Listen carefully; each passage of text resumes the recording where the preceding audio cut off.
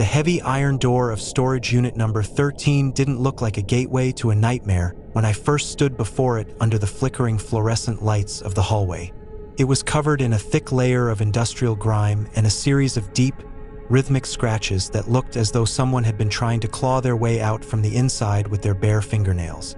I had bought the contents of the unit for $300 at a silent auction, lured by the mystery of a cursed locker that the facility manager claimed had remained unopened for nearly 2 decades. He told me with a nervous laugh that the previous 3 owners had disappeared or suffered sudden, violent financial ruin within weeks of cutting the lock. I didn't believe in curses, only in the tangible value of forgotten relics and the thrill of the hunt. So I snapped the rusted padlock with a pair of heavy-duty bolt cutters and heaved the rolling door upward. The screech of the metal tracks echoed through the empty warehouse like a dying animal, a sound so piercing that it made the hair on my arms stand straight up in the damp, stagnant air. Inside, the unit was surprisingly empty, containing nothing but a single ornate wooden door frame leaning against the back wall and a small, bolted floor safe. The door frame was beautiful, carved from dark mahogany with intricate patterns of vines and thorns, but it felt out of place in such a sterile, modern environment. As I stepped inside to examine the craftsmanship, the heavy rolling door behind me suddenly slammed shut with a deafening thud, plunging me into a darkness so absolute that I felt the breath leave my lungs in a sharp, panicked gasp. I fumbled for my flashlight, my heart hammering against my ribs like a trapped bird, and when the beam finally cut through the gloom, I saw something that made my blood turn to ice. There was no handle on the inside of the rolling door, and the latch had been clicked into place from the exterior, meaning someone had followed me into the facility and waited for the perfect moment to trap me. I shouted for help, my voice bouncing off the corrugated steel walls, but the only response was the distant, muffled sound of heavy footsteps approaching the unit from the main corridor. I pressed my ear against the metal, holding my breath until my lungs burned, and I heard the low, gravelly murmur of 2 men discussing a delivery that was late. One of the men tapped on the door with something heavy, likely a lead pipe or the butt of a handgun, and told me in a calm, terrifyingly polite voice that I was currently in possession of something that didn't belong to me. He didn't care about the furniture or the junk. He wanted the contents of the floor safe, and he made it very clear that my life was the only currency he was willing to trade for the combination.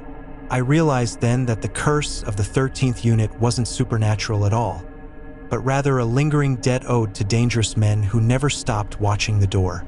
They told me they would give me 1 hour to find the code hidden somewhere in the unit, or they would open the door themselves and ensure I never walked out of the facility again. The silence that followed was even more terrifying than the threats, as I began to frantically search every inch of the small space for any clue to the safe's combination. My flashlight beam danced over the mahogany door frame, and I noticed that the thorns in the wood carving weren't just decorative, but were actually small, movable pegs. I began to manipulate the wooden thorns, my fingers trembling so violently that I nearly dropped the light, as I realized the frame itself was a giant, physical cipher.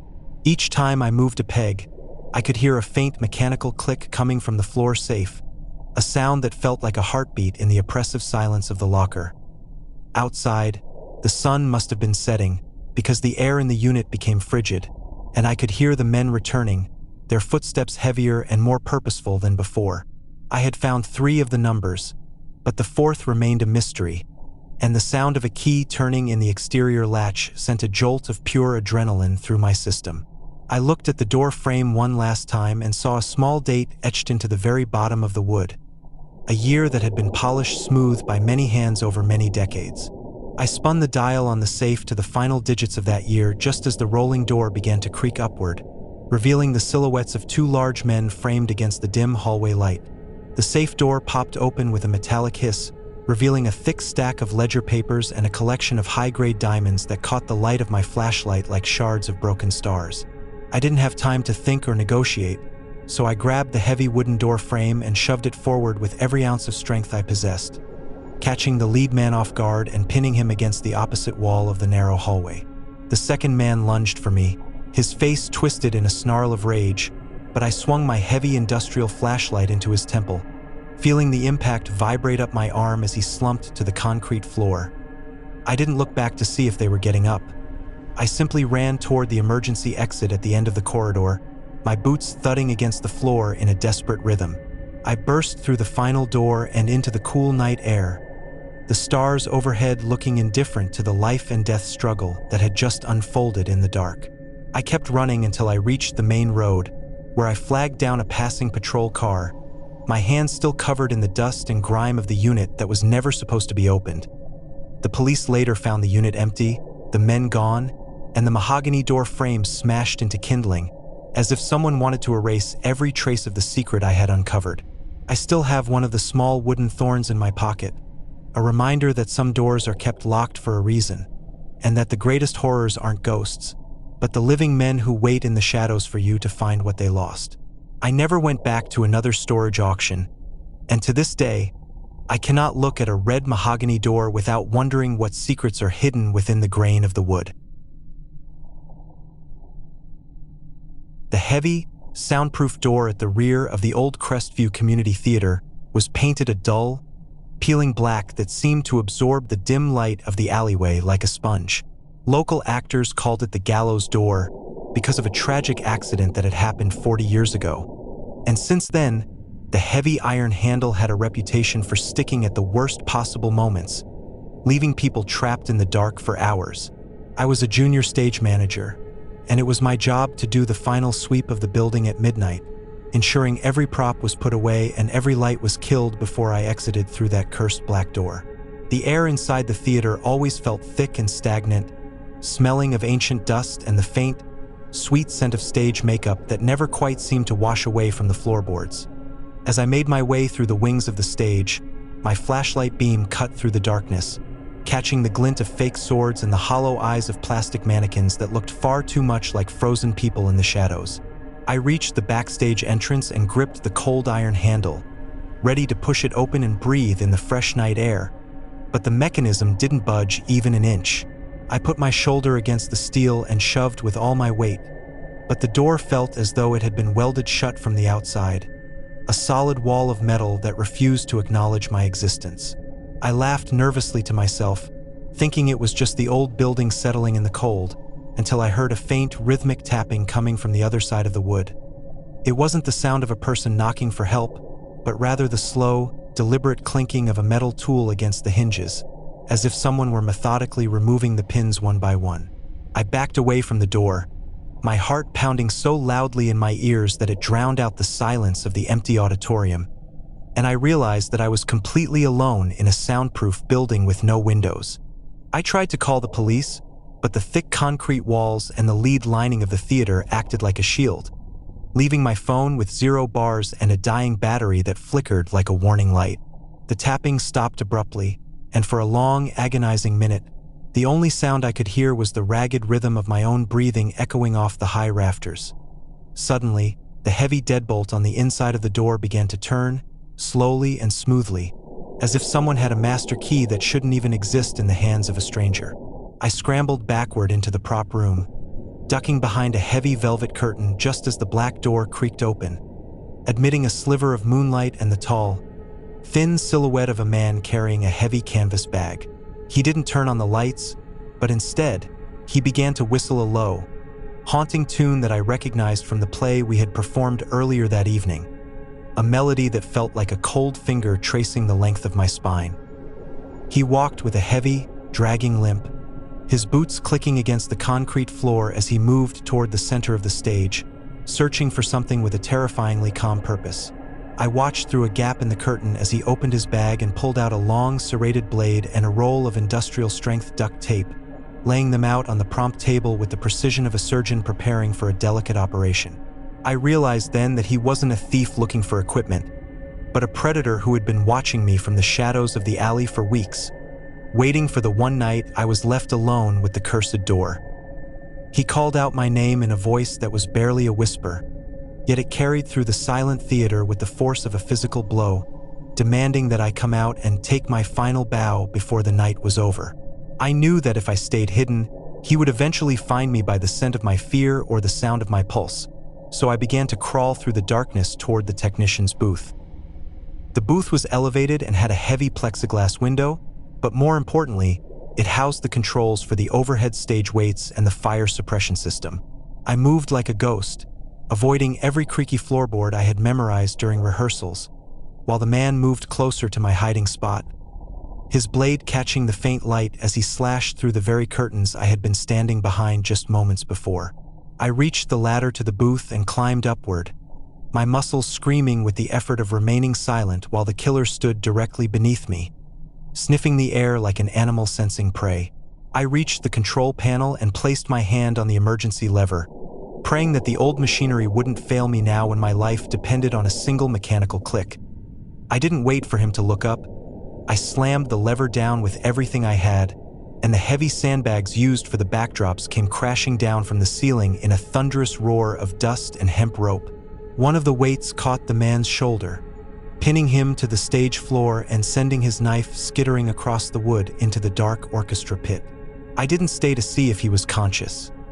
I leaped from the booth and sprinted toward the backstage door, which was now hanging open and inviting me back into the world of the living. I ran into the street, screaming for help at the top of my lungs until a passing taxi pulled over, the driver looking at my disheveled clothes and terrified eyes with a mixture of confusion and concern. The police arrived within minutes, but when they entered the theater, they found the stage empty, the sandbags piled high, and the heavy canvas bag left behind as the only evidence of the intruder's presence. The gallows door was eventually replaced with a modern glass entrance, but I never set foot in that building again, and I never forgot the sound of that low, haunting whistle echoing through the dark. I still wake up in the middle of the night, checking the locks on my bedroom door twice, because I know that some people don't need a curse to find you. They only need a door that won't open when you need it the most. The old wooden door in the middle of my backyard looked like a scar on the earth, a horizontal slab of rotting oak held together by rusted iron bands and a massive, ancient padlock that the locals claimed was forged in a time when people still believed in burying their secrets deep underground.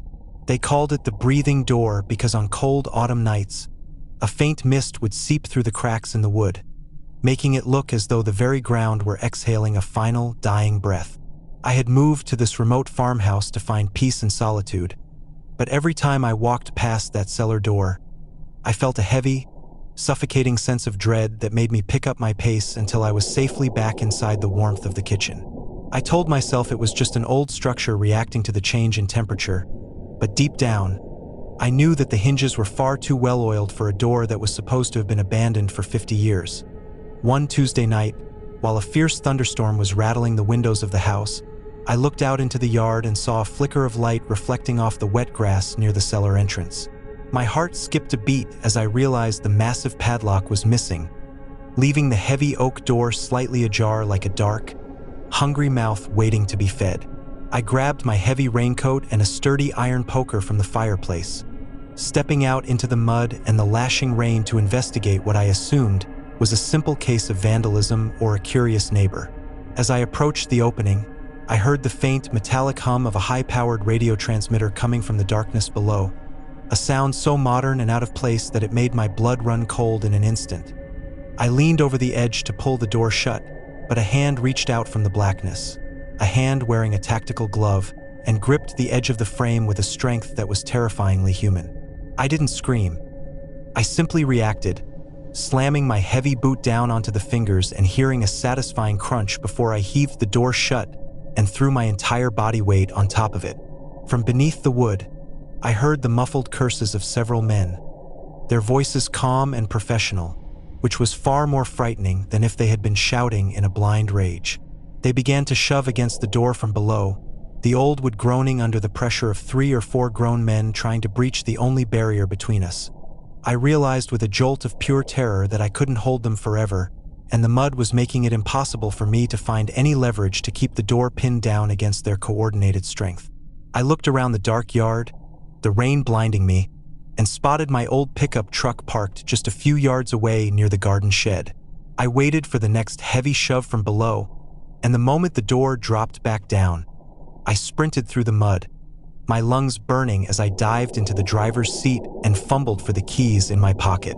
I threw the truck into reverse, the tires spinning and throwing plumes of wet earth into the air, until I felt the heavy rear bumper thud against the wooden frame of the cellar door. I kept the engine running and the parking brake engaged, effectively pinning the intruder's underground with 2 tons of cold American steel. I sat there in the cab of the truck, my chest heaving and my hands shaking so hard I could barely grip the steering wheel, while the men below began to hammer on the underside of the door with what sounded like the butts of heavy rifles. They weren't just explorers or thieves. They were something much more organized, using the cursed reputation of my backyard as a silent base for something I was never meant to see. I pulled out my phone and saw that I finally had a single bar of service, enough to dial the emergency number and scream my location to the operator over the roar of the wind and the engine. As I waited for the authorities to arrive, one of the men began to speak through a small gap in the wood, his voice thin and raspy but filled with a cold, calculated promise of retribution. He told me that they knew my name, they knew my routine, and that even if the police took them away tonight, the organization they represented would never forget the man who closed the door on them. The headlights of the first police cruiser finally cut through the treeline, their blue and red lights dancing off the raindrops like a neon nightmare, and I felt a wave of relief so strong that I almost collapsed over the steering wheel. The officers moved in with their weapons drawn, and as they pulled the men out of the cellar one by one, they discovered a sophisticated surveillance hub and crates of high-end electronics that had been stolen from a nearby government facility. The curse of the cellar door was a lie, a story spread by the criminals themselves to keep the locals away from their hidden nest of activity, but the danger they brought into my life was very real. I sold the farmhouse a week later, unable to sleep in a place where the ground itself felt like a lie, and I moved back to the city where the doors are made of steel and the neighbors are always watching. I still have nightmares about the sound of that radio hum and the feeling of that tactical glove against the wood. A reminder that the most terrifying things in this world don't hide in the shadows of the past. They hide right under your feet, waiting for you to look away so they can open the door and step into your life.